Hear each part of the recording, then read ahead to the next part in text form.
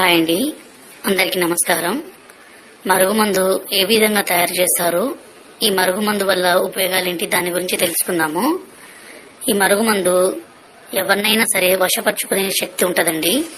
ఎంతటి మొండి వ్యక్తులైనా సరే, ఎలాంటి కఠిన హృదయం ఉన్నా సరే, ఈ మందు వల్ల వాళ్ళని మనం మార్చుకోవచ్చు. మన మీద ప్రేమ అనేది విపరీతంగా పెంచుకోవచ్చండి.